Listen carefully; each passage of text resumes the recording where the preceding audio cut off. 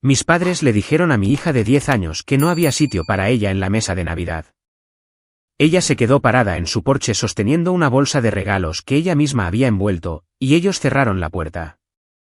Ella caminó casi 2 millas a casa en una oscuridad de 28 grados hacia una casa vacía. Cuando me enteré, no grité. Hice una llamada telefónica.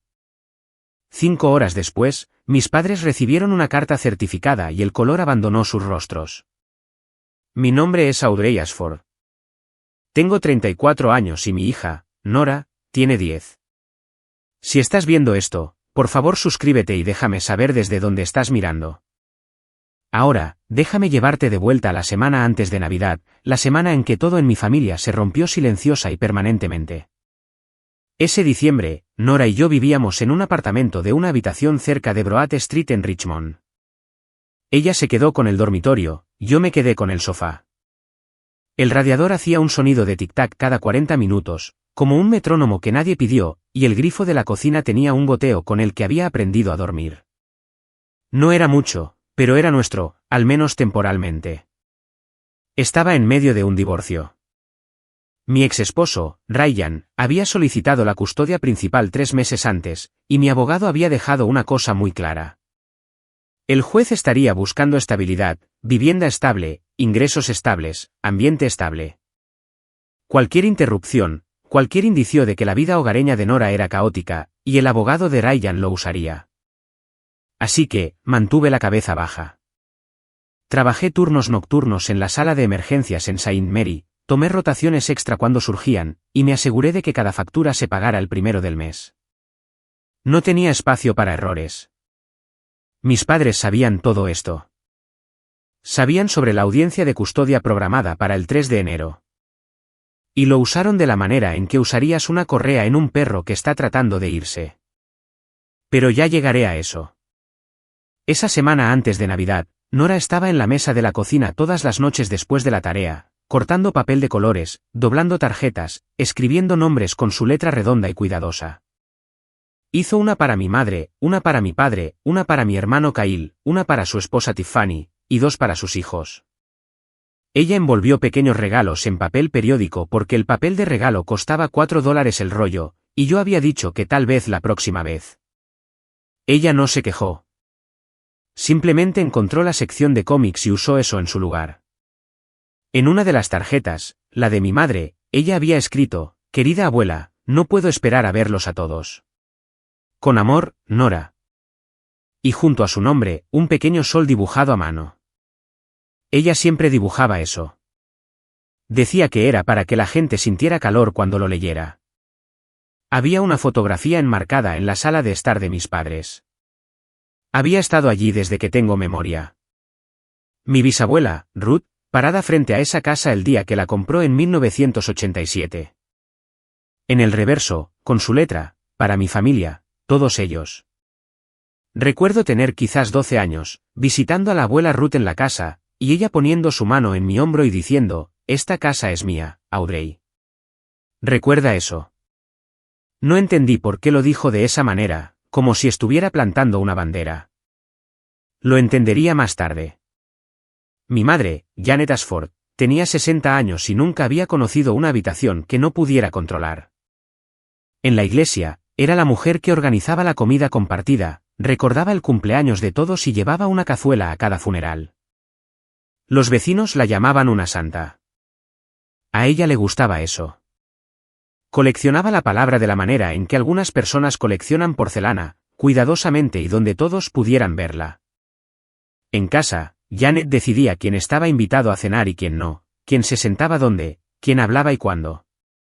Mi padre, Gerald, de 62 años, jubilado anticipadamente de la gestión de almacenes, se sentaba en su sillón reclinable y estaba de acuerdo con cualquier cosa que ella dijera. Su silencio no era neutral. Era un voto. Mi hermano, Kyle, tenía 29 años y nunca había pagado alquiler en su vida. Vendía coches en un concesionario en Shoreham, ganaba un dinero promedio y gastaba como si ganara el doble porque nuestros padres cubrían la diferencia. Él y su esposa, Tiffany, vivían arriba en la casa de la abuela Ruth, gratis. Kyle conducía una camioneta que nuestra madre le había comprado con dinero que ella llamaba ahorros. Nadie preguntaba de dónde venían los ahorros. ¿Yo? Pagué la escuela de enfermería con préstamos y turnos nocturnos en un restaurante. Cuando me casé, mi madre dijo, manténlo simple, Audrey. Una ceremonia al aire libre está bien. Cuando Kyle se casó, ella reservó un lugar de $15,000. Cuando solicité el divorcio, ella dijo, una mujer debería saber cómo mantener a su marido. Cuando Kyle y Tiffany casi se separaron hace 2 años, ella dijo, Tiffany necesita ser más paciente con él. Cada semana me llamaba, no para preguntar cómo estaba, sino para recordarme que no hiciera nada estúpido antes de la audiencia de custodia. La implicación no era sutil. Si haces olas, no tendrás un lugar donde aterrizar. Y el juez se enterará. Una vez la vi cerrar su computadora portátil rápidamente cuando entré a la cocina. La pantalla tenía un logotipo de Airbnb. No le di mucha importancia entonces. Eso fue un error. El plan para Navidad era simple. Estaba programada para un turno doble, de 6 de la tarde a 6 de la mañana, porque el pago festivo era de tiempo y medio, y necesitaba cada centavo para el anticipo del abogado. Mis padres recogerían a Nora a las 4, la llevarían a la casa para la cena de Navidad, y yo la recogería a la mañana siguiente. Por supuesto, dijo mi madre por teléfono cuando confirmé. Tráela. Pasaremos un tiempo maravilloso. La voz de mi padre desde el fondo, sí, solo tráela. Nora pasó la Nochebuena preparando su atuendo, un suéter verde que había elegido en Goodwill, el que decía que la hacía ver navideña. Organizó los regalos en una bolsa de tela, cada uno etiquetado, cada etiqueta con un sol. Empaqué sus cosas esa tarde como si estuviera empacando una bolsa de despliegue militar, abrigo pesado, gorro de lana, guantes, bufanda. Deslicé una barra de granola en su bolsillo por si la cena se retrasaba. Y puse algo más allí, un teléfono viejo mío. Sin plan de datos, sin aplicaciones, solo la capacidad de hacer llamadas. Había programado 2 números en él, el mío y el de Maggie. Maggie Cole era mi mejor amiga, una enfermera en el mismo piso en Saint Mary. Conocía a Nora desde que nació. Si pasaba algo y yo estaba ocupada hasta los codos en un caso de trauma sin señal, Nora podía contactar a Maggie. Por si acaso, le dije a Nora. Si no puedes contactarme, llama a Maggie. Nora guardó el teléfono en el bolsillo de su abrigo y sonrió. Mamá, relájate. Es solo la casa de la abuela y el abuelo. A las 3:45 de la tarde del día de Navidad, besé su frente en el estacionamiento del hospital, la vi subir al coche de mi madre con su bolsa de regalos y su suéter verde y sus pequeños soles, y entré en la sala de emergencias. Esa fue la última vez que vi a mi hija sonreír en días. Todo lo que voy a contarte proviene de 3 fuentes, lo que Nora me contó después, el mensaje de voz que dejó en mi teléfono y el registro de llamadas en el teléfono viejo que le había dado. Yo no estaba allí. Estaba iniciando una vía intravenosa en un hombre de 60 años con dolores en el pecho cuando sucedió. Pero he escuchado la historia suficientes veces ahora que puedo verla, cada detalle, como si yo misma hubiera estado parada en ese porche. 5:15 de la tarde. El coche de mi madre se detuvo frente a la casa. Las ventanas brillaban, guirnaldas en la barandilla, la corona de la puerta principal que mi madre compraba nueva cada año. Adentro, risas, el álbum de Navidad de Nat King Cole que ella siempre ponía, y el olor a pavo asado y relleno de romero saliendo a través de los burletes. Nora subió los escalones con su bolsa de tela. Mi madre la dejó entrar. Nora se paró en el pasillo, escuchando voces desde el comedor, Kyle, Tiffany, los niños, Gerald. Ella comenzó a quitarse el abrigo. Entonces mi madre fue a la cocina. Nora escuchó voces bajas. Su nombre, la voz de Kyle, luego la de mi madre. Luego nada por 1 minuto. 5:30 de la tarde. Mi madre volvió a salir. Su rostro había cambiado. La calidez había desaparecido, reemplazada por esa expresión educada y práctica que usaba cuando estaba a punto de decir algo cruel y llamarlo razonable. Nora, cariño, tenemos un pequeño problema. La mesa está llena. Los suegros de Kyle vinieron a último minuto. Simplemente no hay sitio. Probablemente deberías irte a casa. Tu mamá volverá por la mañana. Nora miró la bolsa en sus manos. Pero traje regalos para todos. Mi madre miró la bolsa de tela de la manera en que mirarías un volante que alguien te entrega en la calle. Eso es dulce. Solo déjalos en el porche. Los abriremos más tarde. Detrás de mi madre, mi padre estaba parado en el pasillo. No dijo nada. Kyle miró por encima de su hombro desde el comedor, luego se dio la vuelta. Y esto es lo que Nora me contó más tarde, con una voz tan firme que me rompió peor de lo que lo habría hecho el llanto. Ella miró más allá de mi madre hacia el comedor y contó 12 sillas alrededor de esa mesa. Una de ellas estaba vacía. La puerta se cerró. La corona se sacudió una vez, luego se quedó quieta.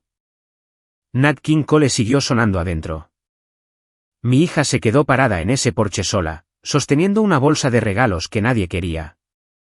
Y no lloró. Simplemente se dio la vuelta y comenzó a caminar. Hacía 28 grados. Lo sé porque revisé el registro meteorológico después. 25 de diciembre, Richmond, Virginia. 6 de la tarde. 28 grados Fahrenheit. Sensación térmica de 22 grados. Copos de nieve ligeros. El tipo de frío que encuentra los huecos en tu abrigo y se queda allí. Nora caminó 1.7 millas desde la casa de mis padres hasta nuestro apartamento. Lo tracé más tarde en mi teléfono, parada en la cocina, mirando la pequeña línea azul en la pantalla como si pudiera explicar algo.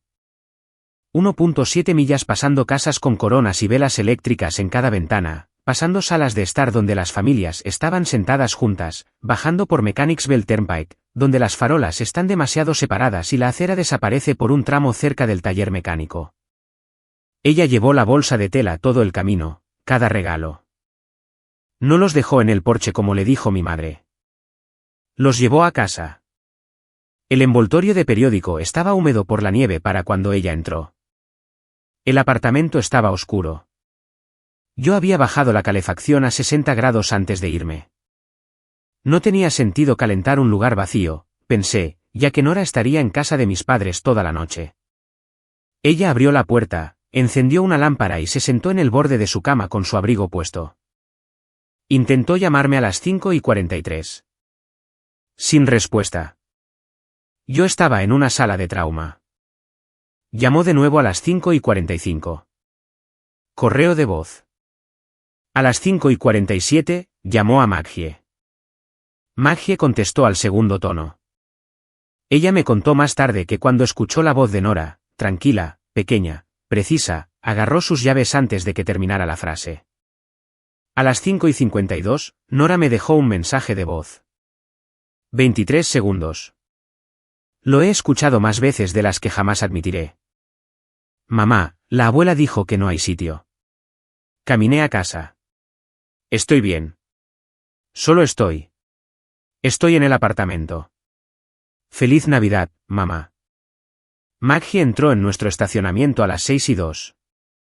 Ella tomó una foto cuando entró. La tengo. Hora registrada 6:02 de la tarde. Nora sentada en la cama, todavía con su abrigo puesto, la bolsa de regalos en el suelo a su lado, una lámpara encendida, el resto del apartamento oscuro. Maggie envolvió a Nora en una manta, subió la calefacción y la llevó a su casa para pasar la noche. A las 6:30, Nora estaba comiendo lasaña sobrante en la mesa de la cocina de Maggie con el gato de Maggie en su regazo. Ella estaba a salvo. Pero yo no sabía nada de eso todavía.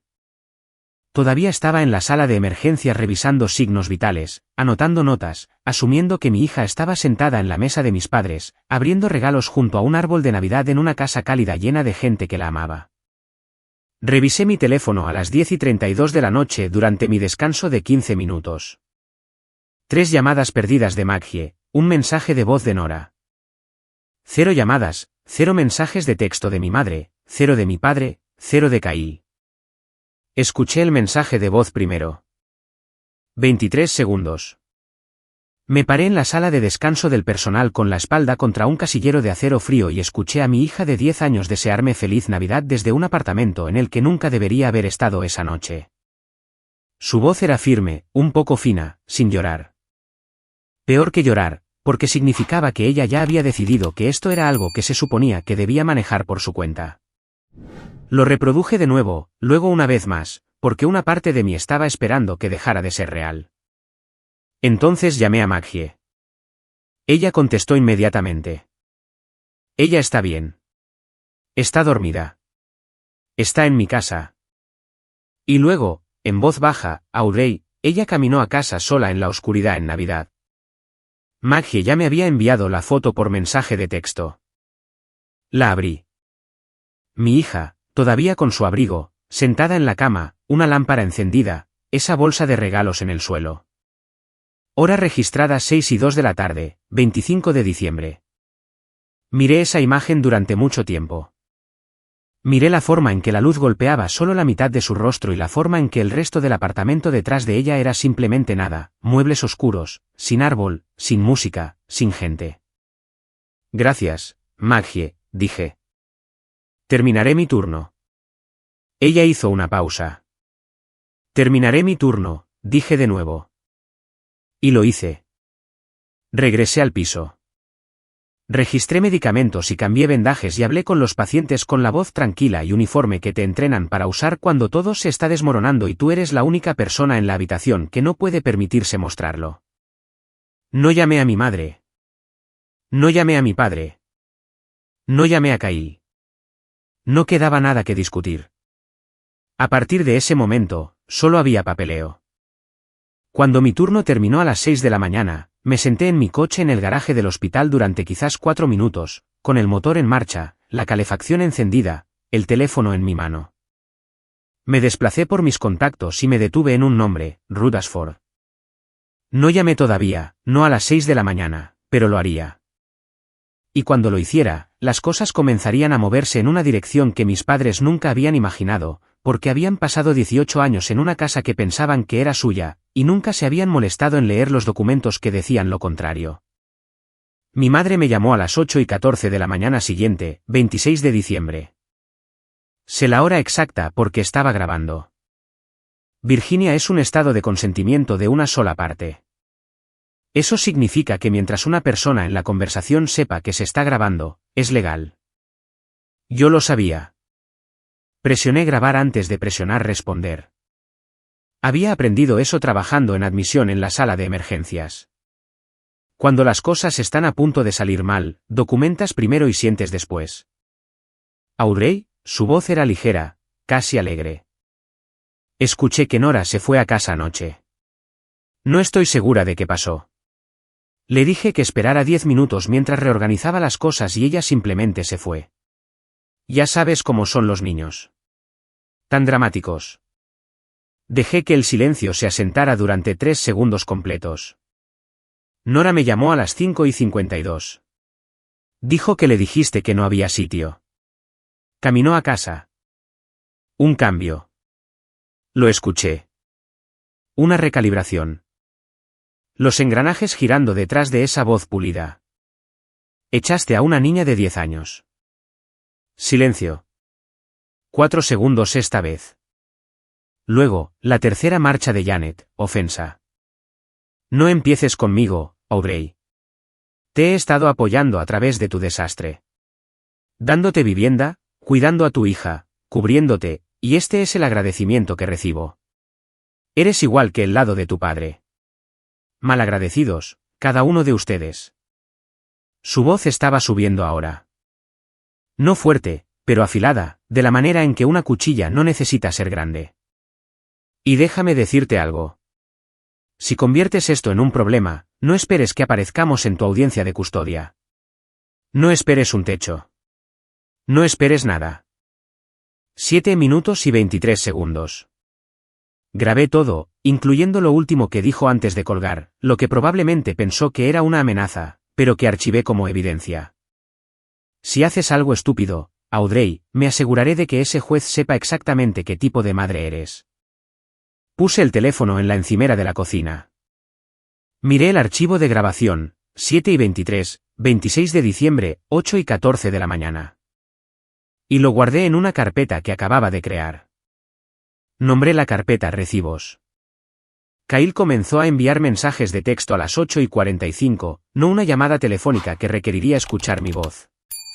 Y Kyle nunca se había sentido cómodo con nada que no pudiera hacerse desde una distancia segura.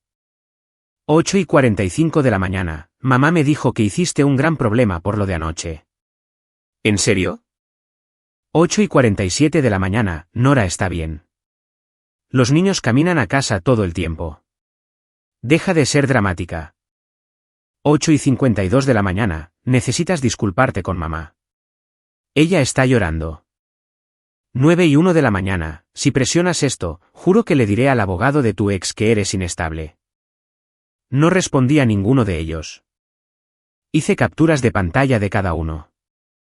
Cada uno fue a la carpeta. A media mañana, la máquina estaba funcionando. Janet ya había llamado a su hermana, mi tía Diane, y entregado su versión. Aurey abandonó a Nora en nuestra casa, luego nos culpó por ello. La tía Diane me llamó a las 10:15, con la voz suave de preocupación que no era realmente por mí. Cariño, tu mamá está devastada. ¿No puedes dejar pasar esto? ¿Es Navidad? ¿Te dijo que Nora caminó a casa sola en la oscuridad? Una pausa.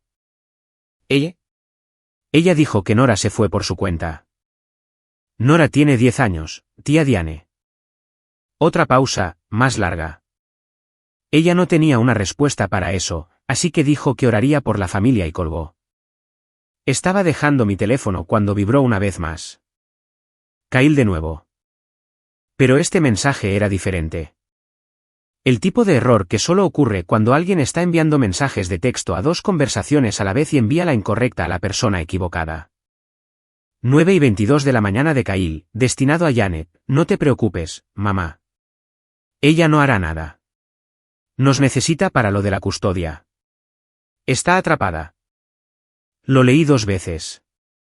Luego hice una captura de pantalla, abrí la carpeta de recibos y lo guardé justo debajo de los otros. Tenía razón en una cosa.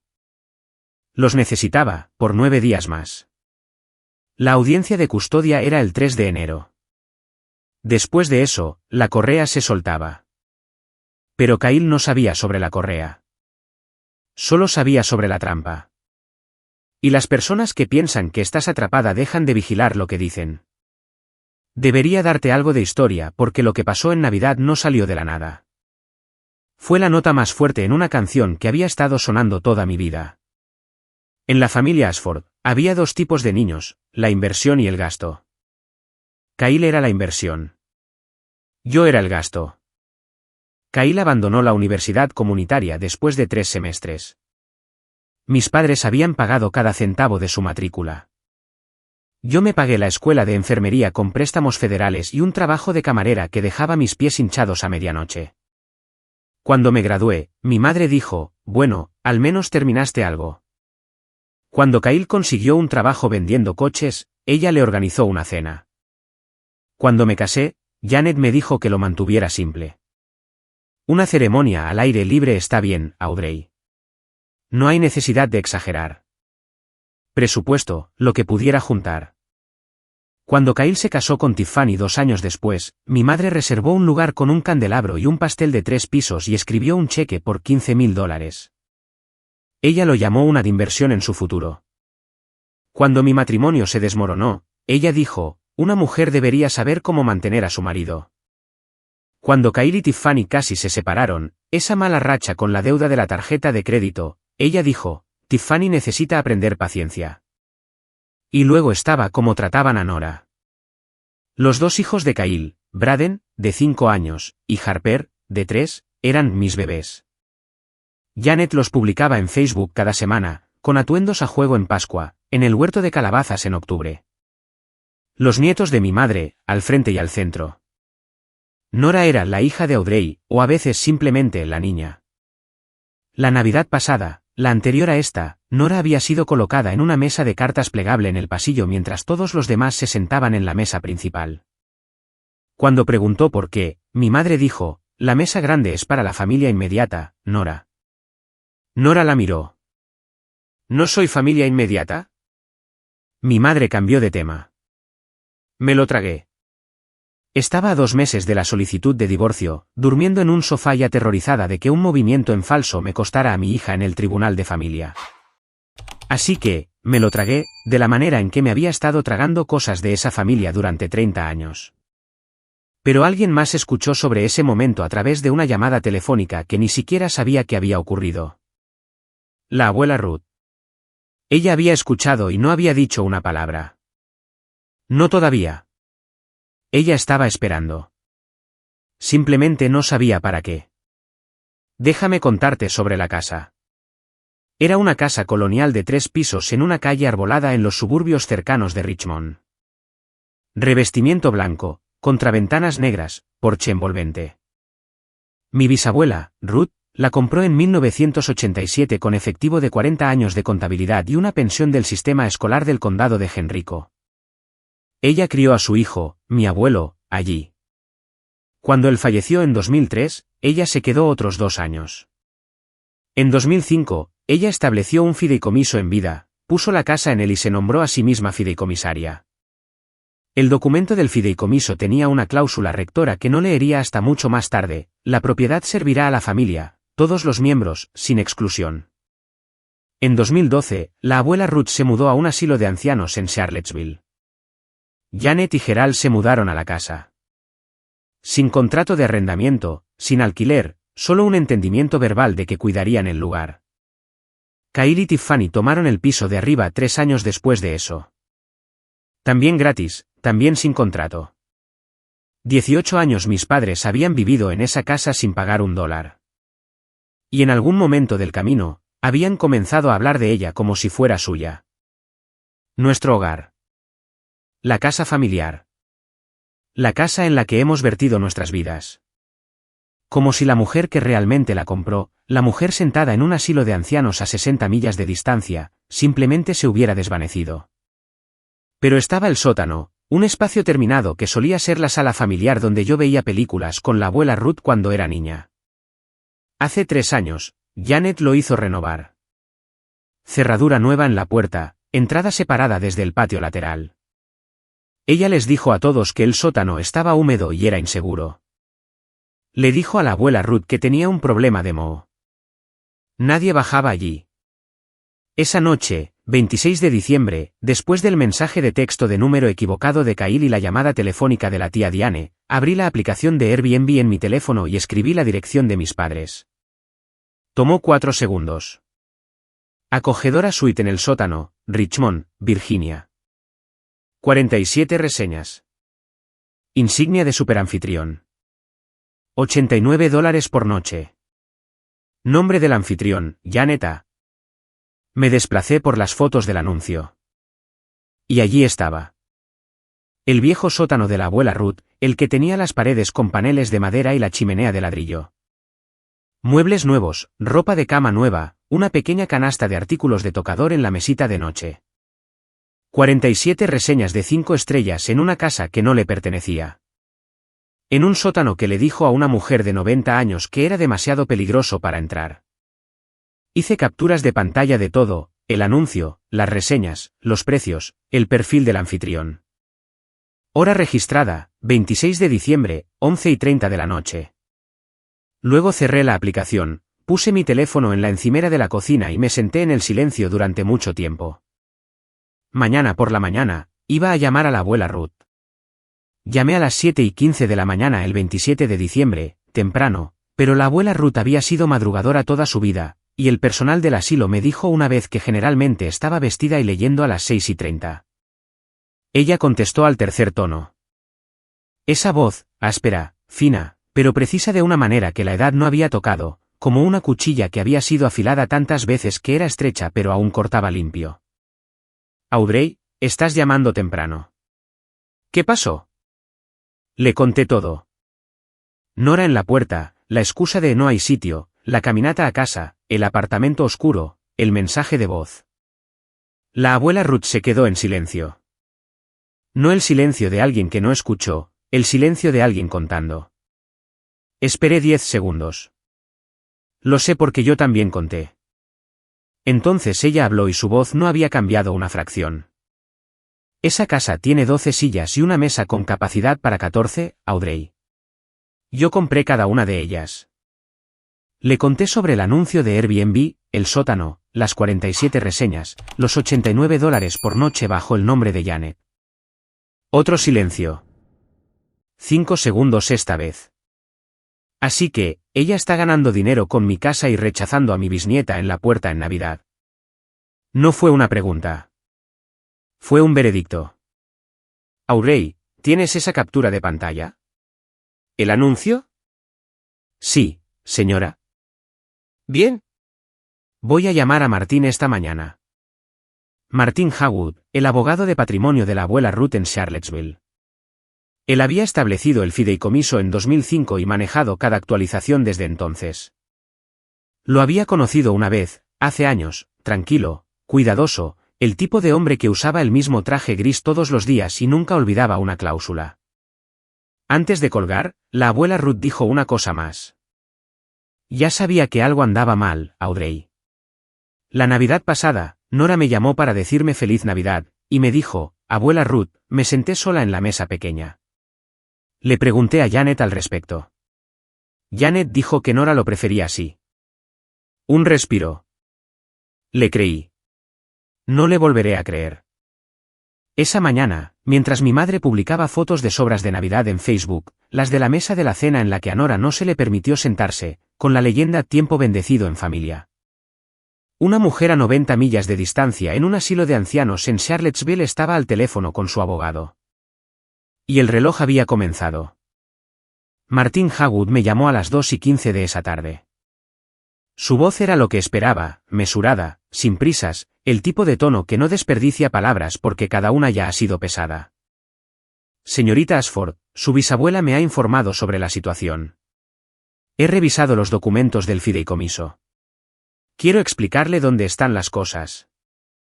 Habló durante quizás 4 minutos. Esto es lo que dijo, y estoy parafraseando solo un poco porque lo escribí en el reverso de un recibo de supermercado mientras estaba parada en mi cocina. La casa estaba en el fideicomiso revocable en vida Ruth Ashford, establecido en 2005. La abuela Ruth era la única fideicomisaria. Janet y Gerald no tenían contrato de arrendamiento, ni escritura, ni interés de propiedad de ningún tipo. Eran lo que la ley llama ocupantes permisivos, personas a las que se les permite quedarse por voluntad del propietario, y esa voluntad podía ser revocada con un aviso por escrito de 30 días. Estatuto de Virginia, blanco y negro. Su abuela me ha instruido a hacer 2 cosas, dijo Martín. Primero, preparar un aviso de 30 días para desalojar, dirigido a Janet y Gerald Ashford. Segundo, redactar una enmienda al fideicomiso, eliminando a Janet y Gerald como beneficiarios y nombrándola a usted como única beneficiaria, con Nora como beneficiaria contingente. Me apoyé contra la encimera. ¿Qué tan pronto? El aviso saldrá por correo certificado mañana, 28 de diciembre. Llevaré la enmienda a las instalaciones de su abuela mañana por la mañana para la firma. Ya he organizado un notario y 2 testigos del personal del asilo. Dije que sí. Luego añadió algo que me hizo agarrar el borde de la encimera. Señorita Ashford, está el asunto secundario.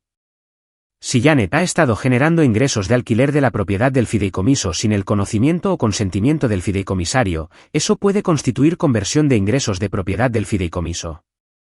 Necesitaré que me envíe todo lo que tenga, el anuncio, las capturas de pantalla, las reseñas, todo. Envié la carpeta esa noche, cada captura de pantalla, cada marca de tiempo, etiquetada y organizada de la manera en que etiqueto los gráficos de los pacientes. Porque cuando has pasado una década en medicina, aprendes que la documentación no es solo un hábito. Es una habilidad de supervivencia. La respuesta de Martín llegó a las 9:47 de la noche. Recibido. Esto es exhaustivo. Procederemos por la mañana. En algún lugar de Richmond, mi madre probablemente estaba viendo televisión en una casa que no le pertenecía, durmiendo en habitaciones que no había pagado, gastando dinero que había extraído de un sótano sobre el que había mentido. Y no tenía idea de que para esta hora mañana, su nombre sería tachado de un documento legal y reemplazado por el mío. El 28 de diciembre, conduje a Charlottesville con Nora en el asiento trasero. 1 hora en la enero del 64, el sol de invierno plano y blanco a través del parabrisas. Nora no preguntó a dónde íbamos. Le había dicho que íbamos a visitar a la abuela Ruth, y su rostro se había iluminado de la manera en que solía hacerlo antes de que la Navidad dejara de ser una palabra que la hiciera feliz. El asilo olía como siempre lo hacía, desinfectante de limón y café de cafetería y algo floral que el personal rociaba en los pasillos que nunca cubría del todo el resto. La abuela Ruth estaba en la sala común sentada en su silla de ruedas con la espalda recta, usando un cardigan azul abotonado hasta arriba. Martin Hawood estaba a su lado en su traje gris, una carpeta de cuero abierta sobre la mesa. Junto a él, una mujer con un sello de notario y dos miembros del personal del asilo. Reconocí a Linda de recepción y a un asistente de enfermería llamado Terence que siempre había sido amable con la abuela Ruth. Nora la vio primero. «Abuela Ruth». El rostro de la abuela Ruth cambió. La dureza se suavizó justo alrededor de los ojos. Mantuvo los brazos abiertos. «Ven aquí, pequeño sol». Nora la abrazó, con cuidado, de la manera en que los niños aprenden a ser cuidadosos con las personas que son pequeñas y viejas y preciosas. La abuela Ruth la sostuvo por un largo momento, una mano en la parte posterior de la cabeza de Nora. Luego se reclinó y la miró. «¿Tuviste una buena Navidad, cariño?» Nora vaciló, me miró, volvió a mirar a la abuela Ruth. «Está bien», dijo la abuela Ruth. «La próxima será diferente. Te prometo eso». Luego se volvió hacia Martín y asintió una vez. «Negocios». Martín leyó el resumen de la enmienda en voz alta, firme, formal, cada palabra lo suficientemente precisa para un tribunal. Janet Ashford y Gerald Ashford eliminados como beneficiarios. Aubrey Ashford nombrada única beneficiaria. Nora Ashford nombrada beneficiaria contingente. La casa, los activos del fideicomiso, toda la estructura que la abuela Ruth había construido durante 40 años de cuidadoso ahorro, redirigida. La abuela Ruth firmó con una mano que temblaba ligeramente pero nunca vaciló. El notario selló. Linda y Terence firmaron como testigos. Martín deslizó el aviso de 30 días sobre la mesa a continuación. La abuela Ruth firmó eso también. Luego pidió un trozo de papel. No del tipo legal, solo una hoja de papel de cuaderno rayado del escritorio de Linda. Escribió con una letra que estaba más suelta de lo que solía ser, pero aún legible, aún suya. Janet, te di mi hogar para que mi familia siempre tuviera un lugar. Rechazaste a una niña en Navidad. Para eso no es mi hogar. Ruth. Ella lo dobló, lo deslizó en el sobre con el aviso y miró a Martín. ¿Envíalo? Martín selló el sobre, lo dirigió, correo certificado, acuse de recibo solicitado. Antes de irnos, la abuela Ruth tomó mi mano, su agarre aún sorprendentemente firme, y dijo algo que llevo conmigo. Tengo 89 años, Audrey. He enterrado a un esposo, un hijo y 2 amigos solo este año. Pero no soy demasiado vieja para proteger lo que es mío. Y Nora es mía.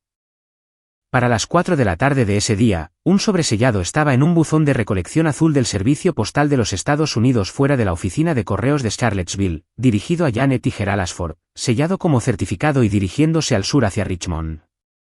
Esa noche, después de que Nora se durmió, me senté en la mesa de la cocina con mi computadora portátil abierta y el apartamento en silencio a mi alrededor. El radiador hacía tic-tac, el grifo goteaba, y construí un caso.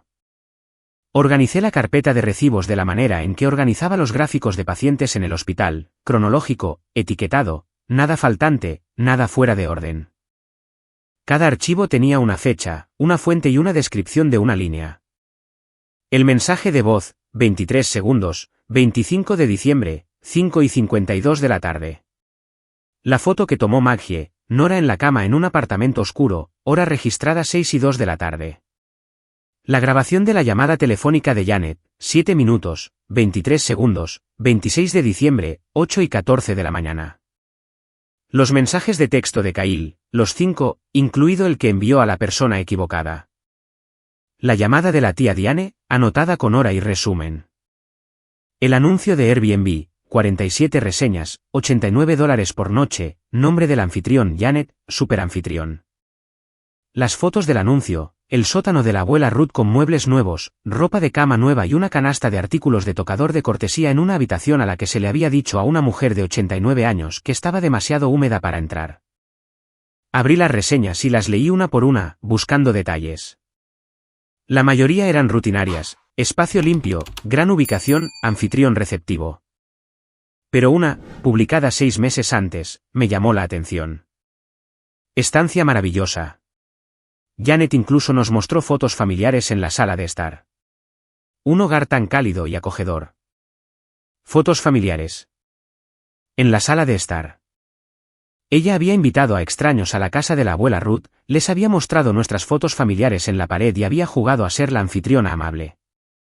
Todo mientras ganaba dinero al que no tenía derecho, en un hogar sobre el que no tenía reclamo, con fotografías de una familia a la que acababa de cerrar la puerta. Envié a Martín la carpeta completa por correo electrónico a las 11:15 de la noche. Su respuesta llegó a las 11:47. Recibido. Incluiré la documentación de Airbnb en la carta de demanda complementaria. La carta de demanda. Ese era el segundo sobre, el que Martín dijo que enviaría después de que el primero aterrizara. El aviso les diría a mis padres que se fueran. La carta de demanda les diría cuánto debían. Cerré la computadora portátil y me senté en la cocina oscura por un rato, escuchando el radiador y el grifo y el sonido de Nora respirando en la habitación contigua. 2 sobres. Uno ya estaba en el correo.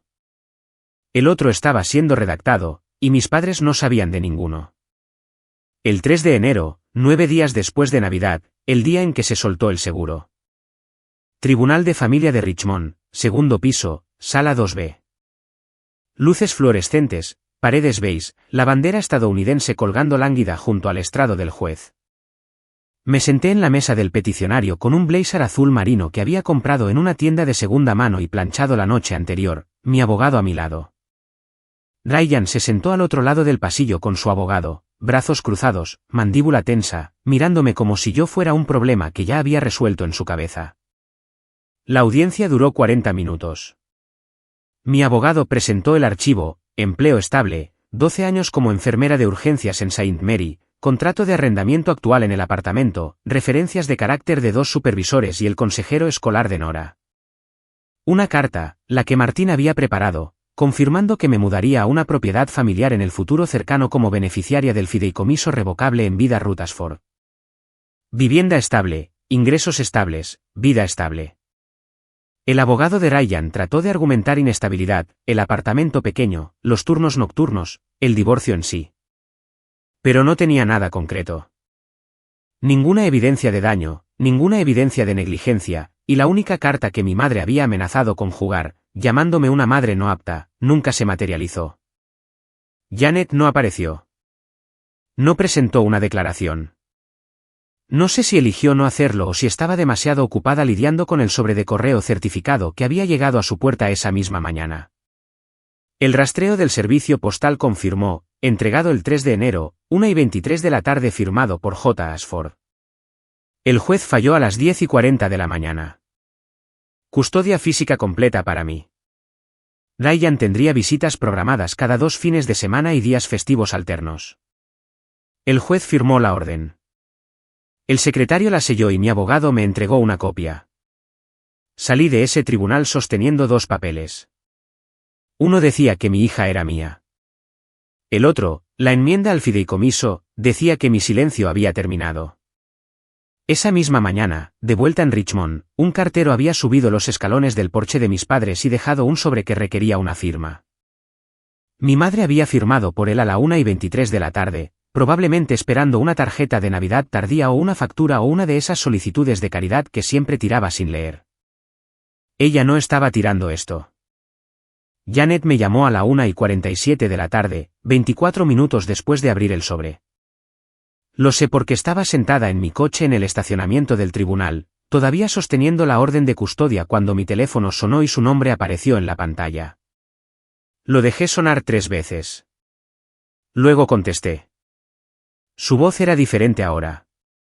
No la Janet suave y administradora de hace 2 días. Esta era aguda, deshilachada, temblando en las costuras como una pared a la que le han sacado los montantes. ¿Qué es esto? ¿Qué hiciste? Esto dice que tenemos que irnos en 30 días.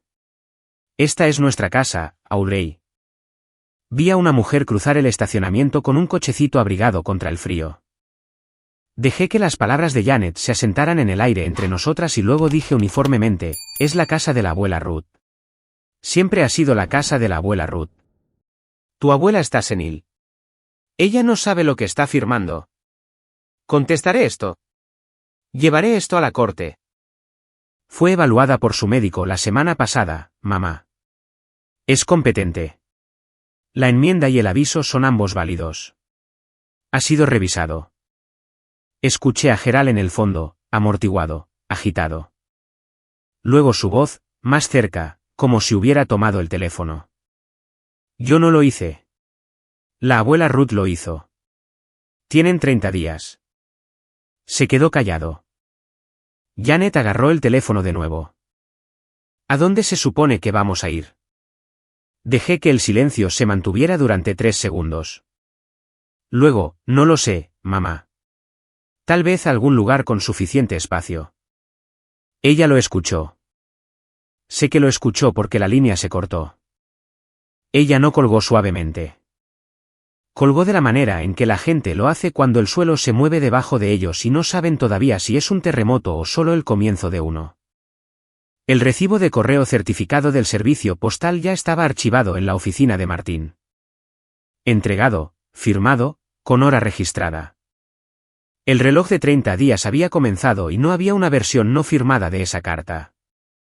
No había marcha atrás, no había hablemos de esto durante la cena. Solo un documento legal en un sobresellado con una nota escrita a mano de una mujer de 89 años que recordaba exactamente cuántas sillas había alrededor de esa mesa. Encendí el coche, salí del estacionamiento del tribunal y conduje para recoger a mi hija de la escuela. Necesito hacer una pausa aquí por solo un segundo porque sé que algunos de ustedes están viendo esto y lo sintieron. Ese momento cuando alguien te dice que no hay sitio para ti. Si ese eres tú, déjalo en los comentarios.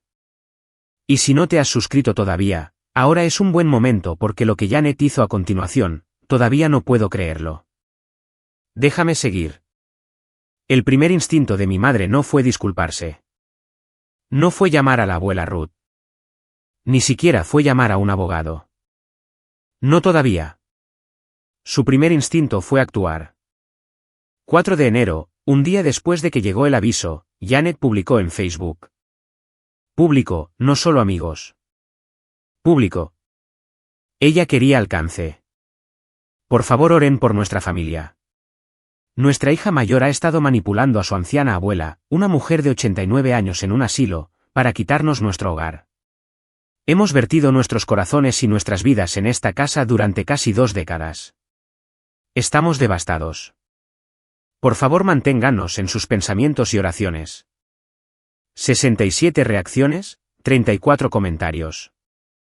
Corazones, caras llorando, manos orando. Oh, Janet, qué horrible. Mantente fuerte, cariño. Algunos hijos no saben lo que tienen hasta que se ha ido. Una mujer del grupo de la iglesia de Janet escribió, esto es simplemente desgarrador. Tu familia está en nuestras oraciones. 3 personas me llamaron desalmada sin saber mi nombre. Ninguno de ellos sabía que una niña había caminado a casa sola en la oscuridad debido a la mujer por la que estaban orando. Kyle intervino, su comentario fijado debajo de la publicación. Mi hermana está tratando de robar nuestra herencia. No se dejen engañar. Entonces Janet llamó al pastor. El pastor Whitfield, un hombre amable, genuinamente, pero un hombre que solo escuchaba un lado de cualquier cosa que sucediera en la órbita de mi madre. Me llamó esa noche, con voz cuidadosa, mesurada. Audrey, tu madre está realmente luchando. Tal vez todos podríamos sentarnos. Pastor Whitfield, le dijo mi madre que rechazó a mi hija de 10 años de la cena de Navidad. Pausa. ¿Ella? Ella dijo que fue un malentendido. Tengo el mensaje de voz que mi hija me dejó desde un apartamento vacío esa noche. Dura 23 segundos. ¿Le gustaría escucharlo? No respondió a esa pregunta.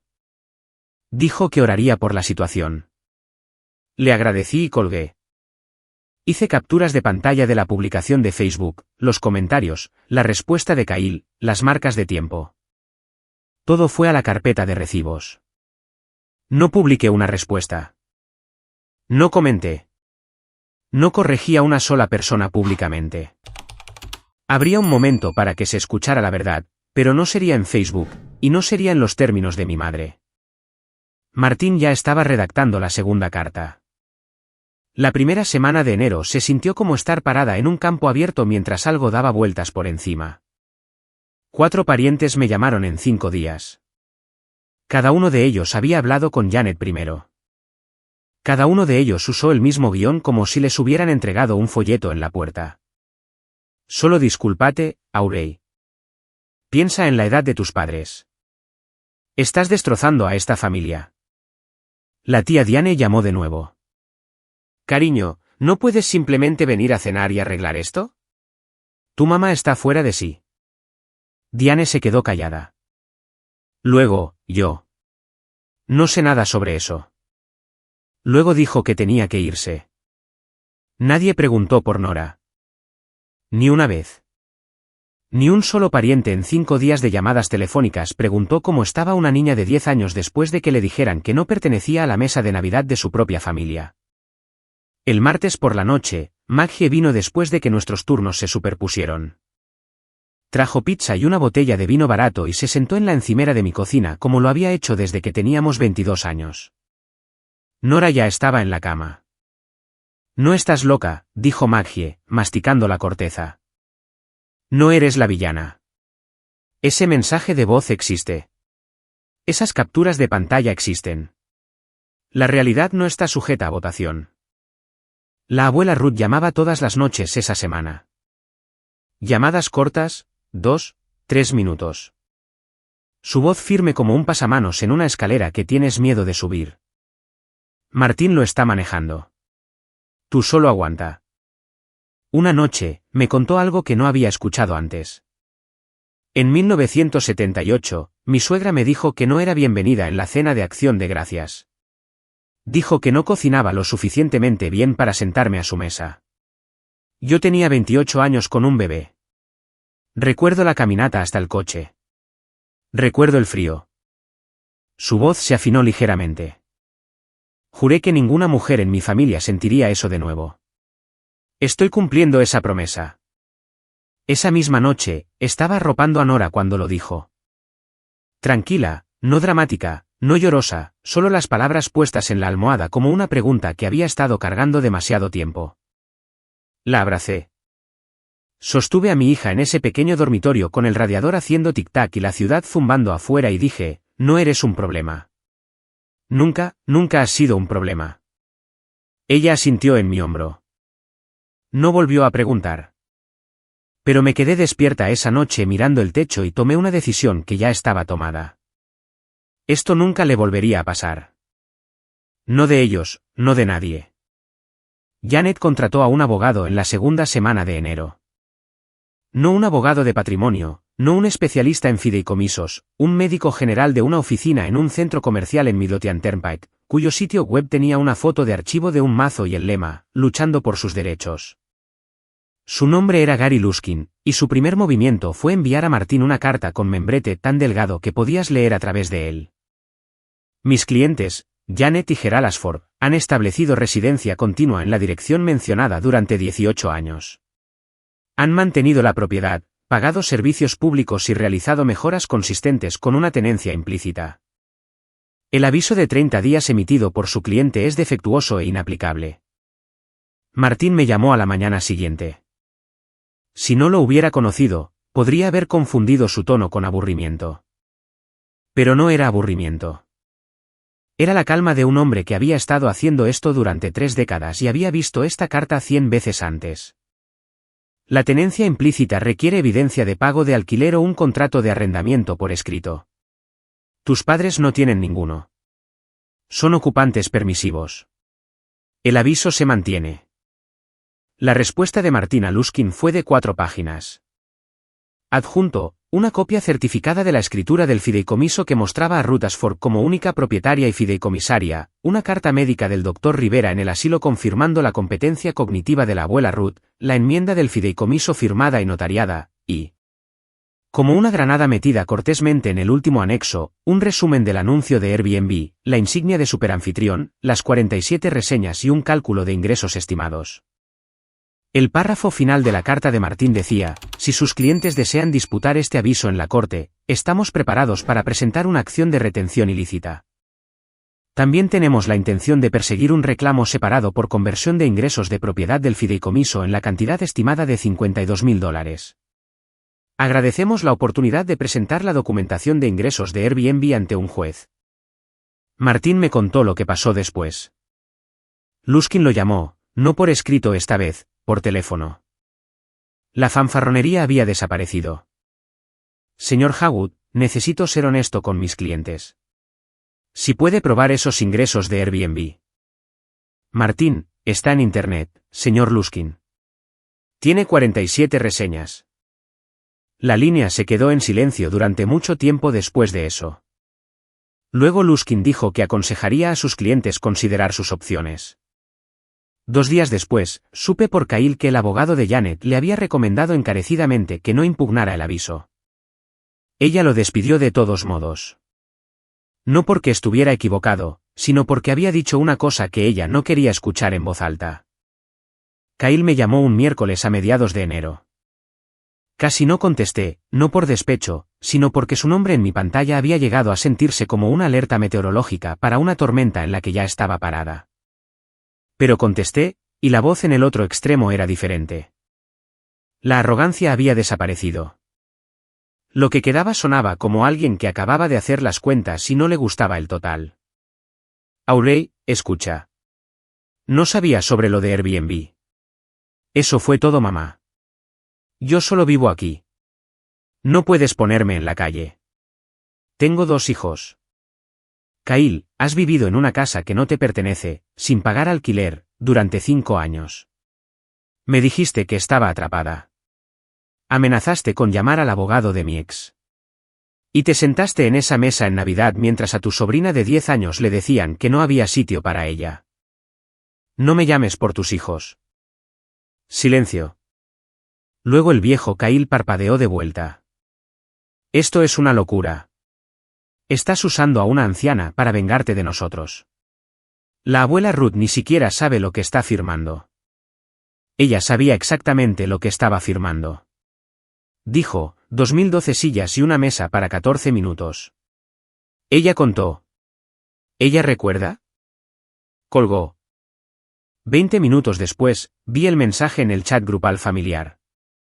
Kyle, en mayúsculas, Aurey está destruyendo a esta familia. Ella ha puesto a la bisabuela en nuestra contra. Esto es abuso de ancianos. Abuso de ancianos. Porque una mujer de 90 años había decidido proteger a una de 10 años. Hice una captura de pantalla, se la envié a Martín. Su respuesta fue de 2 oraciones. Anotado. La declaración jurada del médico de la señora Ruth y los testigos notarios abordarán cualquier desafío de competencia. Que presenten si quieren. Lo que Kyle no sabía, lo que ninguno de ellos sabía, era que la abuela Ruth ya había anticipado esto el 28 de diciembre cuando Martín llevó la enmienda al asilo. También había traído una declaración jurada firmada por el Dr. Rivera. Declaraba en lenguaje médico que no dejaba lugar a reinterpretaciones, que Ruth Eleanor Ashford estaba alerta, orientada en persona, lugar, tiempo y situación, y totalmente competente para manejar sus asuntos legales y financieros. Fechado, firmado, notariado, archivado con los documentos del fideicomiso. Mi madre me llamó manipuladora. Mi hermano lo llamó abuso de ancianos. Pero el rastro de papel contaba una historia diferente. Y el papel no se inmuta cuando le levantas la voz. A finales de enero, 3 semanas después del aviso de 30 días, Janet condujo a Charlottesville. Yo no estaba allí. No supe los detalles hasta que la abuela Ruth me lo contó esa noche, y Martín confirmó el resto a través del informe de incidentes del asilo, del cual había solicitado una copia. Así que, te estoy contando lo que pasó de la manera en que me lo contaron 2 personas que no tenían ninguna razón para embellecer. Janet entró en el vestíbulo del asilo a las 11:40 de la mañana. Llevaba lo que siempre usaba para causar una impresión, el abrigo de lana beige, los aretes de perlas, la mirada de una mujer que se ofrecía como voluntaria en la iglesia y esperaba que cada puerta se abriera en consecuencia. Se acercó a la recepción. Estoy aquí para ver a Ruth Ashford. Soy su nieta política. Linda, la misma Linda que había presenciado la firma de la enmienda del fideicomiso, miró su pantalla, luego de vuelta a Janet. Lo siento, señora. La señora Ruth ha actualizado su lista de autorización de visitantes. Su nombre no está en ella. La sonrisa de Janet no se rompió. No de inmediato. Debe haber un error. La conozco desde hace 30 años. Soy familia. Entiendo, señora, pero seguimos los deseos expresados por el residente. No puedo autorizar esta visita. La sonrisa se agrietó. Janet pidió un supervisor. El supervisor dijo lo mismo, cortésmente, firmemente, de la manera en que los trabajadores de la salud aprenden a hacer cuando alguien poderoso no está acostumbrado a que le digan no. Janet comenzó a llorar, o al menos a producir los sonidos y la postura del llanto. Se quedó en el vestíbulo durante 12 minutos. Cuando quedó claro que las lágrimas no iban a abrir la puerta, el supervisor dijo, señora, si no puede irse por su cuenta, tendremos que contactar a seguridad. Janet se fue. Desde el estacionamiento, llamó a Gerald. Lo sé porque la abuela Ruth escuchó de Linda lo que Janet dijo en el vestíbulo al salir, lo suficientemente fuerte como para que otros 3 visitantes se dieran la vuelta. Esa chica la ha envenenado contra nosotros. Luego Janet intentó algo más. Llamó a la abuela Ruth directamente. La abuela Ruth contestó. Ella me dijo que dejó hablar a Janet durante unos 15 segundos. La apertura habitual, abuela Ruth, por favor. Ha habido un terrible malentendido. Te amamos. ¿Nunca? Entonces la abuela Ruth habló. No hubo malentendido, Janet. Rechazaste a una niña, mi bisnieta, en Navidad en mi casa. Y luego alquilaste mi sótano por dinero del que nunca me hablaste. Janet comenzó a tartamudear. Eso no es. Yo iba a... Esta conversación ha terminado. Habla con Martín. Y colgó. El registro de visitantes del asilo, sellado, fechado, con las iniciales de Linda, registró la visita y la negación de Janet. El informe de incidentes del personal señaló en lenguaje clínico, visitante se agitó verbalmente en el vestíbulo. Se negó a irse cuando se le pidió. Se fue después de que se mencionó la seguridad. Sin incidente físico. Un trozo de papel más. Una marca de tiempo más. Una entrada más en un archivo que se estaba volviendo más grueso día a día. El segundo sobrellegó el 3 de febrero. Correo certificado. Acuse de recibo solicitado. Mismo proceso, mismo cartero, mismos escalones del porche, pero esta vez no era un aviso para desalojar. Era una carta de demanda, y el número en la parte inferior tenía una coma. Martín había pasado 2 semanas construyendo el caso financiero. Había presentado una solicitud de citación de terceros a Airbnb a través de su portal de cumplimiento legal, procedimiento estándar para abogados de fideicomisos que investigan el uso no autorizado de activos del fideicomiso. Lo que regresó fue un estado de cuenta completo de ganancias para la cuenta de anfitrión registrada a nombre de Janeta, vinculada a la dirección de la propiedad. 3 años de registros de reservas, montos de pago, disponibilidad de calendario, tasas de ocupación. Ingreso bruto total depositado en la cuenta bancaria personal de Janet por alquileres de Airbnb del sótano de la abuela Ruth, $52,340. La carta de demanda estaba en papel con membrete de Martín, 3 páginas, limpia, clínica, el tipo de documento que no levanta la voz porque no necesita hacerlo. Citaba la cláusula del fideicomiso que otorgaba autoridad exclusiva sobre la propiedad del fideicomiso al fideicomisario. Citaba la ley de Virginia sobre la conversión de ingresos de propiedad del fideicomiso. Y solicitaba, en un lenguaje tan cortés que casi sonaba como una sugerencia, la restitución completa de $52,340 dentro de 60 días o el fideicomiso presentaría una demanda civil.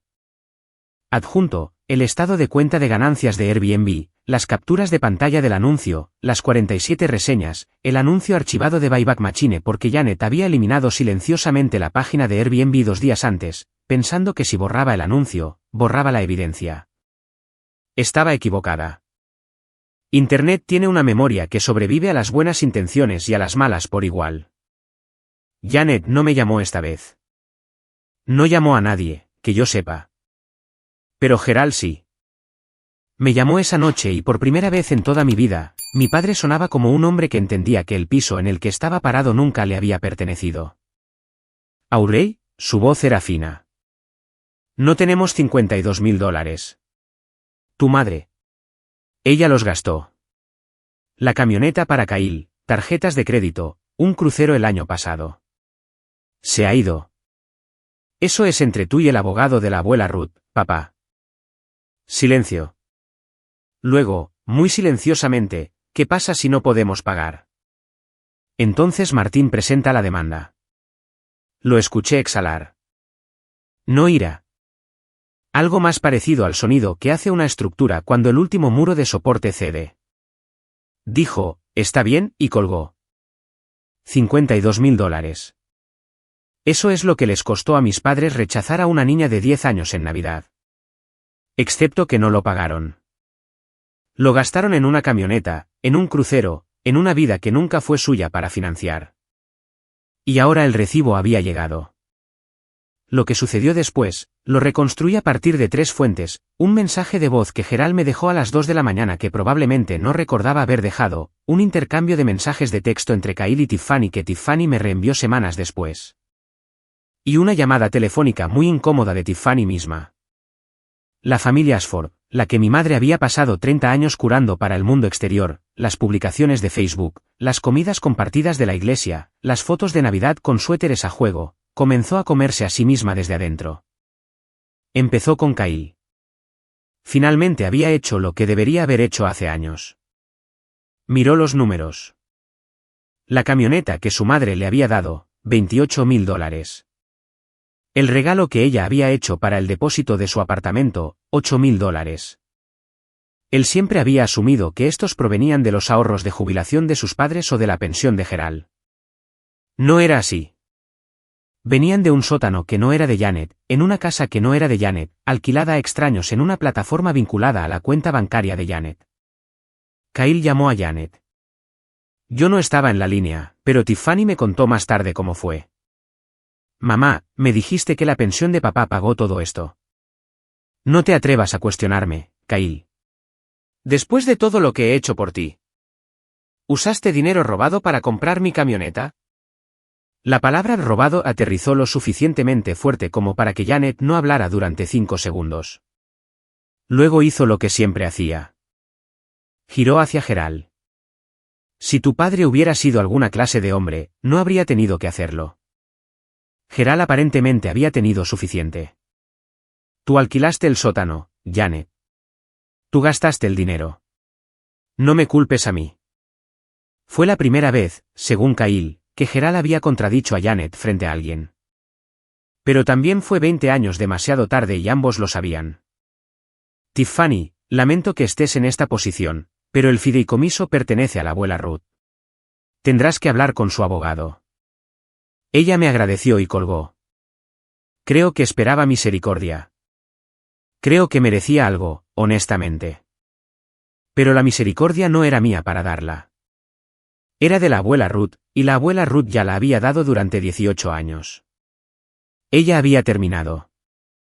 Esa semana, Janet hizo una publicación más en Facebook, más corta esta vez. Cuando tu propia familia te traiciona.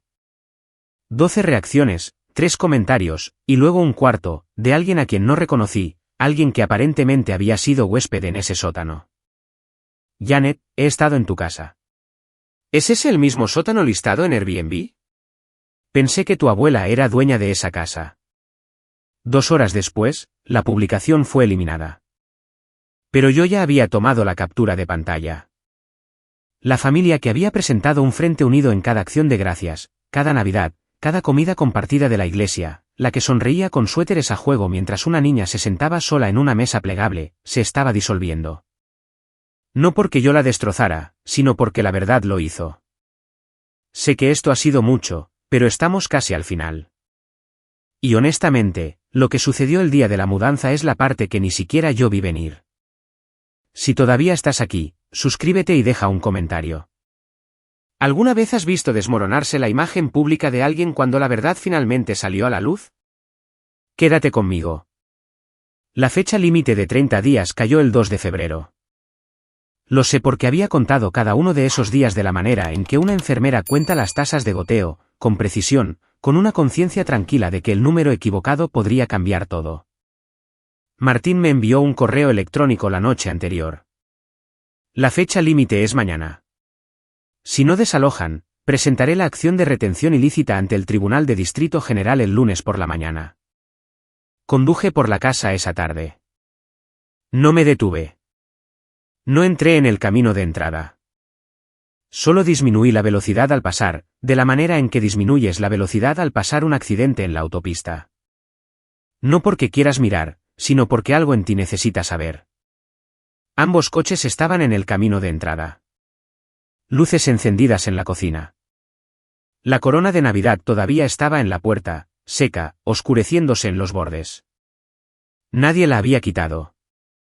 No se iban. Esa noche, Janet me envió un mensaje de texto. No una llamada telefónica esta vez. Solo 6 palabras en una pantalla. No nos vamos. Este es el hogar. Se lo reenvié a Martín. Su respuesta, presentando el lunes. Kyle, al menos, había leído la situación. Él y Tiffany habían encontrado un apartamento en Shoreham. Pequeño, un baño, el depósito pagado por los padres de Tiffany. Kyle me había enviado un mensaje de texto el día anterior, su último mensaje en lo que se había convertido en un hilo muy corto. Me mudé. He terminado con esto. Pero deberías saber, mamá le está diciendo a la gente que vas a hacer que la arresten. No respondí. Esa misma semana, noté que el anuncio de Airbnb había desaparecido de la plataforma. Janet lo había eliminado, borrado la página, quitado las fotos, bajado las reseñas. Probablemente pensó que si el anuncio no existía, la evidencia tampoco. Pero el asistente legal de Martín ya había capturado el anuncio completo a través de Buyback Machine, páginas archivadas, reseñas en caché, perfil del anfitrión, todo. Y el estado de cuenta de ganancias de Airbnb, obtenido a través de la citación legal, existía independientemente del sitio web. Puedes eliminar un anuncio. No puedes eliminar un depósito bancario. El lunes por la mañana, Martin Hagood entró en el Tribunal General de Distrito en Richmond cargando una carpeta de presentación de 3 pulgadas de grosor. Y dentro de esa carpeta había 30 días de silencio, 47 reseñas de evidencia y la negativa de una mujer de 89 años a dejar que su familia fuera redefinida por las personas que le habían robado. La presentación entró un lunes. Martín presentó la acción de retención ilícita con cada anexo adjunto, la escritura del fideicomiso, el aviso de 30 días con su recibo de correo certificado y confirmación de rastreo del servicio postal, la carta de capacidad del médico, la enmienda del fideicomiso, y como anexo complementario, la documentación completa de Airbnb. El secretario la selló, asignó un número de caso y programó la audiencia para 10 días después. Virginia se mueve rápido en la retención ilícita. A la ley no le gusta la ambigüedad sobre quién es dueño de una casa y quién no. El miércoles por la tarde, un notificador subió los escalones del porche de la casa de la abuela Ruth y llamó a la puerta principal. Gerald abrió. El notificador le entregó 2 copias de la citación, una para él, una para Janet, y le hizo firmar el acuse de recibo de servicio. Gerald miró los papeles, luego al notificador, luego de vuelta a los papeles. Su rostro, notó el notificador en la declaración jurada de servicio presentada al día siguiente, se puso gris. Janet no estaba en casa. Estaba en el supermercado, lo que significaba que Gerald tuvo que dar la noticia él mismo. No sé exactamente cómo fue esa conversación, y no necesito saberlo. Sé el resultado. Janet llamó al pastor Whitfield. Llamó a la tía Diane. Llamó a 2 primas. Trabajó los teléfonos como siempre lo hacía, tirando de las palancas de simpatía que había instalado durante 30 años de cazuelas y cadenas de oración. Pero esta vez, la máquina no respondió como solía hacerlo. El pastor Whitfield le dijo gentilmente que había hablado conmigo y escuchado el mensaje de voz. Sugirió reflexión. La tía Diane no contestó. Una prima preguntó, Janet, ¿es verdad lo de Airbnb? Y Janet le colgó. Y luego estaba la señora Palmer. Dorothy Palmer, de 71 años, vivía 3 puertas más abajo de la casa de la abuela Ruth. Había estado allí casi tanto tiempo como la casa misma. Había visto a Janet y Gerald ir y venir durante 18 años, y había visto algo en la noche de Navidad que no había entendido hasta ahora. Me llamó ese jueves por la noche. Su voz era suave, virginiana, cautelosa de la manera en que las personas son cuando están a punto de decir algo que ha estado sentado en su pecho durante 5 semanas. Audrey, cariño, necesito decirte algo. La noche de Navidad, estaba en mi porche entrando el reciclaje y vi a tu pequeña niña caminando por la acera sola, cargando una bolsa en el frío. Casi llamo a la policía. Yo debería haberlo hecho. No sabía qué estaba pasando. Pensé que tal vez iba a casa de una amiga pero no se sentía bien. No se sentía bien y no hice nada y lo siento mucho. Le agradecí. Lo dije en serio. Y le dije que si estaba dispuesta, Martín podría pedirle que proporcionara una declaración escrita. Dijo que sí antes de que terminara la frase. La audiencia fue un jueves. Tribunal General de Distrito, Richmond. Sala pequeña, luces fluorescentes, una jueza llamada Honorable Karen Way, que parecía haber escuchado 10.000 casos y recordaba los detalles de cada uno.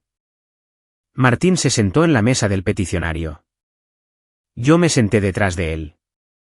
Del otro lado, Janet y Gerald, solos, sin abogado. Luskin había declinado continuar representándolos después de revisar la evidencia de Airbnb más precisamente, después de enterarse de que Martín tenía la intención de presentarla en audiencia pública. Janet no había encontrado un reemplazo. Se sentó con su abrigo de lana beige, aretes de perlas, manos dobladas en su regazo como si estuviera en el servicio dominical. Gerald miraba la mesa. Martín presentó el caso en menos de 20 minutos, la escritura del fideicomiso, el aviso, el recibo de correo certificado con el rastreo del servicio postal y la firma de Janet, la carta de capacidad del médico, la enmienda del fideicomiso y luego, como anexo complementario, la documentación de Airbnb, el estado de cuenta de ganancias, las capturas de pantalla del anuncio, las reseñas, la captura archivada de Buyback Machine. La jueza Way revisó el archivo. Luego miró a Janet. Señora, ¿desea responder? Janet se puso de pie. Alisó su abrigo. Su señoría, hemos mantenido esa casa durante 18 años. Somos familia. Este es un desacuerdo familiar, y creo que puede resolverse en privado. La jueza Way miró el archivo de nuevo, luego de vuelta a Janet. Señora, recibió ingresos de alquiler de la propiedad del fideicomiso. Las manos de Janet se tensaron en el borde de la mesa. Eso fue solo un pequeño. ¿Recibió o no recibió ingresos de alquiler de una propiedad mantenida en un fideicomiso del cual no es la fideicomisaria? La sala del tribunal estaba muy tranquila. Podía escuchar el sistema de ventilación zumbando. Sí. La jueza Way falló en 11 minutos. Auto de posesión. Se ordenó a Janet y Gerald Ashford desalojar las instalaciones dentro de 10 días. Con respecto a los ingresos de Airbnb, la jueza señaló que el fideicomiso tenía legitimidad para perseguir un reclamo civil por conversión y recomendó que las partes mediaran o procedieran al tribunal de circuito. Janet lloró. No del tipo performativo que desplegó en el vestíbulo del asilo. Lágrimas reales, del tipo que vienen cuando te das cuenta de que el guión que has estado leyendo toda tu vida no tiene más páginas. Gerald se sentó a su lado, manos en las rodillas, mirando al suelo. Martín reunió sus documentos. Me puse de pie y salí por las puertas dobles hacia el pasillo donde la luz era gris y plana y poco notable. Sin música dramática, sin momento en cámara lenta, solo una mujer sosteniendo una orden judicial en una carpeta manila, caminando hacia el ascensor. La jueza no levantó la voz. No tuvo que hacerlo. Los documentos hablaban por sí mismos. Siempre lo hacen cuando te tomas el tiempo de guardarlos. Se mudaron un sábado a mediados de febrero. Lo sé porque Maggie pasó por la casa esa tarde. Le había pedido que lo hiciera, no porque necesitara presenciarlo, sino porque una parte de mí necesitaba saber que era real. Un camión de caja alquilado en el camino de entrada. Gerald cargando lámparas y cajas. Janet dirigiéndolo desde el porche con su abrigo, brazos cruzados, boca en una línea. Los vecinos observaban desde los porches y los caminos de entrada de la manera en que la gente lo hace cuando algo privado se vuelve público. No con alegría, solo con esa atención tranquila y cuidadosa que proviene de saber que la historia de una calle acaba de cambiar. Maggie me contó un detalle que se quedó conmigo. Janet se llevó todo, los muebles, los utensilios de cocina, los viejos trofeos de Kyle del estante de arriba, los platos de Navidad que había usado para la cena a la que Nora no se le permitió asistir. Se llevó las cortinas. Se llevó el espejo del baño que había colgado sobre el lavabo. Pero dejó la fotografía, la enmarcada. La abuela Ruth parada frente a la casa en 1987. La escritura en el reverso que decía, para mi familia, todos ellos. Todavía estaba en la pared cuando cerraron la puerta detrás de ellos. Maggie me envió un mensaje de texto a las 3:14 de la tarde. Se han ido. Fui a la casa a la mañana siguiente. Nora estaba conmigo. El lugar estaba frío. Habían bajado el termostato antes de irse, un pequeño acto final de mezquindad en un largo catálogo de ellos. Las habitaciones estaban vacías, polvorientas en las esquinas, la luz del sol cayendo a través de ventanas desnudas sobre pisos de madera que la abuela Ruth había elegido hace casi 40 años. Encontré la fotografía en la sala de estar, todavía colgada, ligeramente torcida. La bajé, limpié el vidrio con mi manga y la volví a colgar, nivelada, centrada, donde pertenecía. Janet y Gerald alquilaron un apartamento de una habitación en Midlothian, $1,400 al mes, primer pago de alquiler en 18 años. El fallo de retención ilícita ahora era parte de su registro judicial, lo que significaba que cualquier futuro propietario que realizara una verificación de antecedentes lo vería. Martín les había informado que el reclamo de $52,340 permanecía activo. Si no aceptaban un plan de pago dentro de 60 días, el fideicomiso presentaría una demanda en el tribunal de circuito. Ella se llevó los platos de Navidad. Dejó la fotografía. Supongo que sabía cuál se había ganado y cuál no. Nos mudamos a finales de febrero. Nora llevó su mochila por los escalones del porche, los mismos escalones en los que se había parado la noche de Navidad sosteniendo una bolsa de tela llena de regalos, y se detuvo en la puerta principal. Ella me miró. Yo la miré. ¿Esto es nuestro?, preguntó. Esto es de la abuela Ruth, dije. Ella nos está dejando cuidarlo. Nora asintió como si eso tuviera perfecto sentido para ella, de la manera en que lo hacen las cosas cuando tienes 10 años, y la confianza no se ha arruinado para ti todavía, al menos no permanentemente. Eligió el dormitorio de arriba, el que tenía la ventana que daba al patio trasero, donde la abuela Ruth había mantenido un huerto en los años 70. La habitación estaba desnuda, solo paredes y luz, pero Nora entró y dio una vuelta con los brazos abiertos como si estuviera probando el espacio, y me paré en la puerta y la miré y no intenté nombrar lo que estaba sintiendo porque sabía que si lo hacía, lo perdería. Martín finalizó el papeleo. El fideicomiso permaneció a nombre de la abuela Ruth. Ella todavía era fideicomisaria, pero yo era ahora la beneficiaria nombrada y custodio de la propiedad. Yo pagaría los impuestos a la propiedad, mantendría la casa, llevaría el seguro. Era responsabilidad, no un regalo. Entendí la diferencia, y estaba agradecida por ello. Llamé a la abuela Ruth esa noche por FaceTime. El personal del asilo la ayudó a apoyar el teléfono en su mesa de bandeja. Ella vio a Nora pegando un letrero dibujado a mano en la puerta de su dormitorio, cuarto de Nora, con un pequeño sol en la esquina.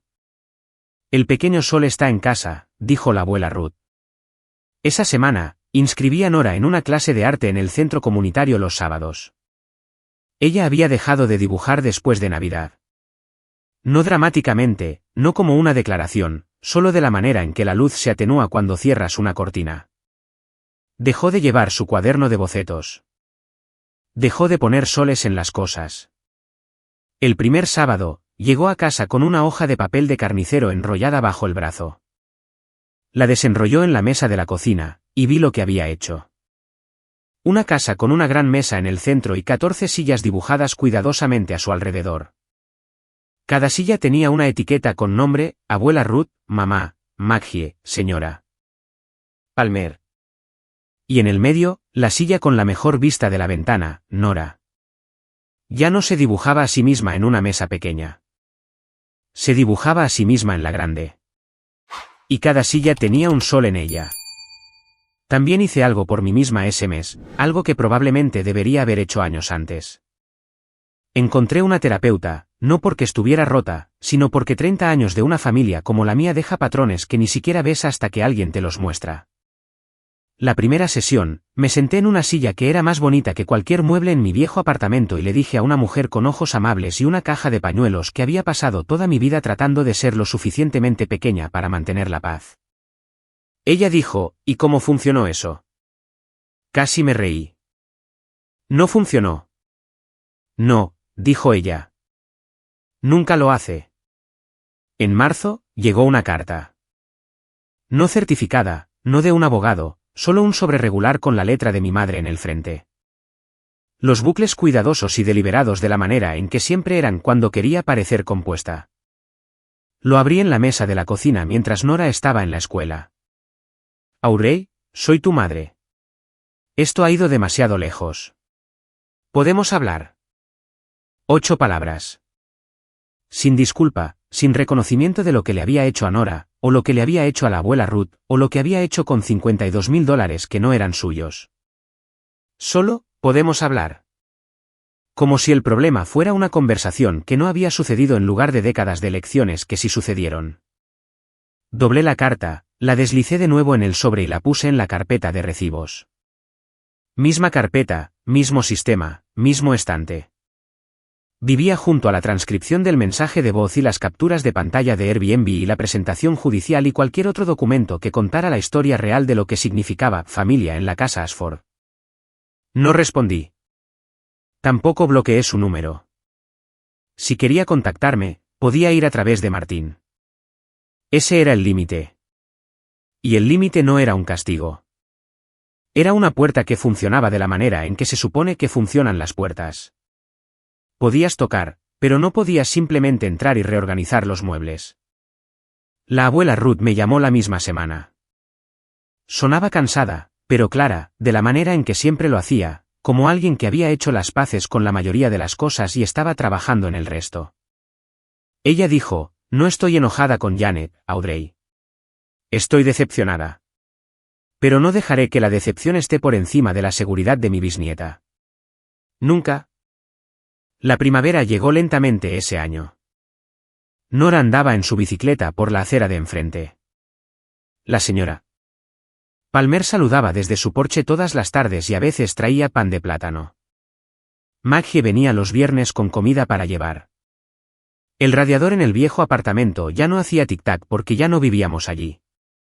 Y solo pensaba en eso a veces.